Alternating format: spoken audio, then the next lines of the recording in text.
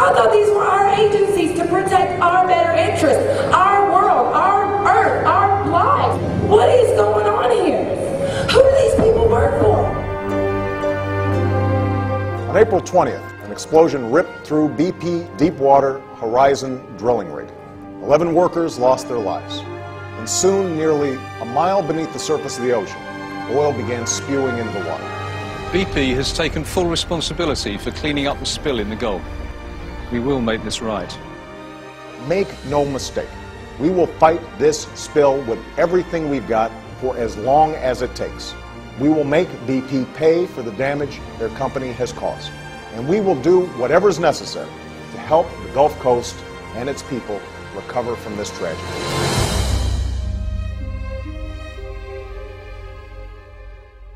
From the very beginning of this crisis, the federal government has been in charge of the largest environmental cleanup effort in our nation's history.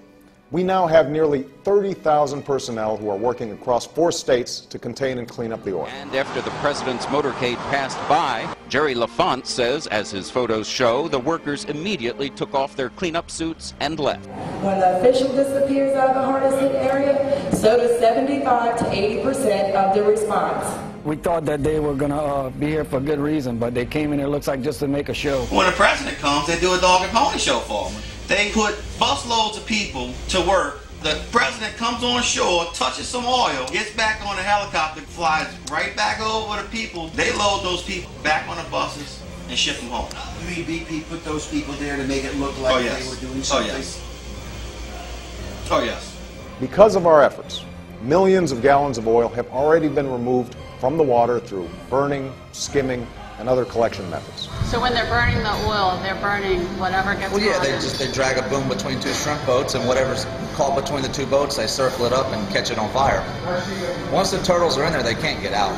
Over 5.5 million feet of boom has been laid across the water to block and absorb the approaching oil. When you see all the boom deployed around all the little islands and everywhere, you assume that it's doing some good, right? Why would they throw it out there other than to give you the appearance that it's doing good? They're not cleaning it up. They're covering it up. A few months ago, I approved a proposal to consider new, limited offshore drilling under the assurance that it would be absolutely safe. That obviously was not the case in the Deepwater Horizon rig. And I want to know why.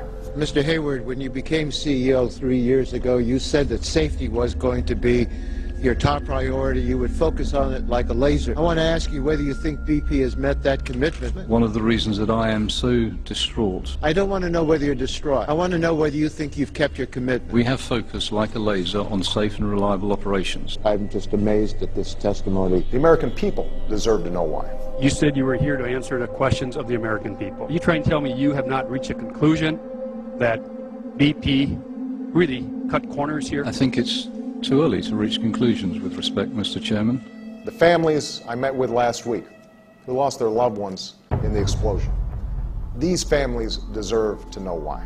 Again, I was not involved in decision making. Does that mean yes or no? It means I can't answer your question. And so I've established a national commission to understand the causes of this disaster. On behalf of other members of the Republican conference, I object. I find it unbelievable that after everything the people of the Gulf region have endured and that this entire country has witnessed for over 2 months now, that anyone is still standing with the oil company that caused this disaster instead of the victims who are suffering from it. How is it possible that members of this chamber find it difficult when the House of Representatives, in a near unanimous vote, could say that the subpoena powers necessary for the commission to be able to get to the bottom of what happened, and yet cannot even proceed here? Tomorrow, I will meet with the chairman of BP and inform him that he is to set aside whatever resources are required to compensate the workers and business owners who have been harmed as a result of his company's recklessness. I think it is a tragedy of the first proportion that a private corporation can be subjected to what I would characterize as a shakedown, but I apologize. We need to get answers from BP and Transocean and Halliburton and everyone else, including the federal agencies. Not give apologies to them. Now, a mobilization of this speed and magnitude will never be perfect.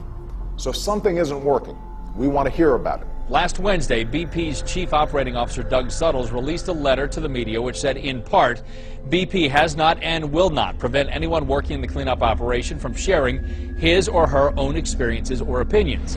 I'm going to go and try and talk to a worker under the tent. Can I do that? No. He's on a break. You are not allowed to interview any workers. By now, you're probably familiar with cleanup crews, stiff-arming the media, private security, blocking cameras. Sir, you cannot interview the workers. BP has said again and again that's not their policy, yet again and again it has happened. We've seen it. But that's BP. Now the government apparently is getting in on the act. The Coast Guard today announced new rules keeping photographers and reporters and anyone else from coming within 65 feet of any response vessel or booms out on the water or on beaches. When we tried to reach the beach, a boat of BP contractors with 2 Coast Guard officers on board told us to turn around under threat of arrest. What this means is that oil-soaked birds on islands surrounded by boom, you can't get close enough to take that picture.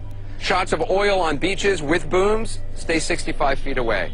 Pictures of oil-soaked booms uselessly laying in the water because they haven't been collected like they should, you can't get close enough to see that. And believe me, that is out there. Those of us down here trying to accurately show what is happening, we are not the enemy. But to create a blanket rule that everyone has to stay 65 feet away from boom and boats, that doesn't sound like transparency. In the 2.5 months since the oil disaster struck, a growing number of cleanup workers have reported suffering flu-like symptoms. The symptoms include headaches and dizziness, fatigue, nausea, problems with memory and concentration.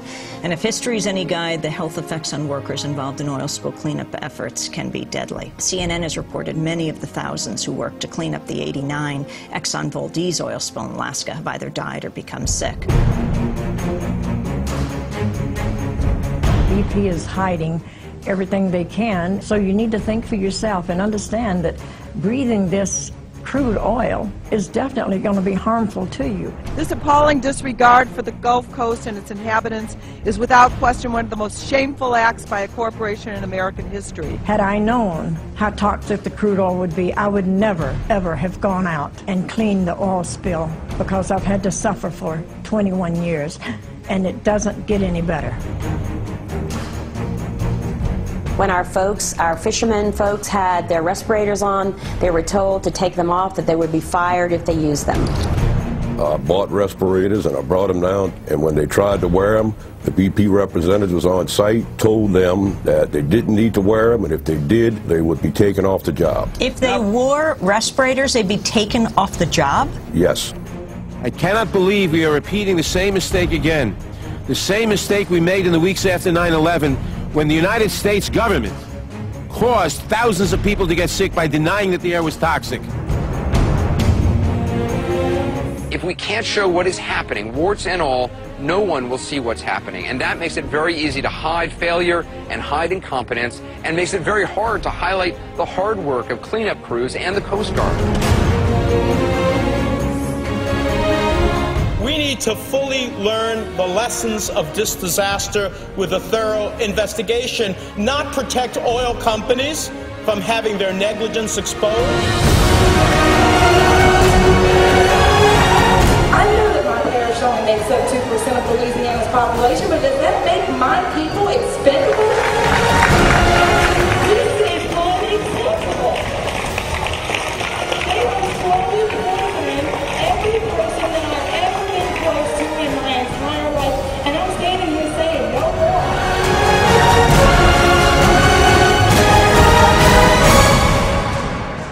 We must take action.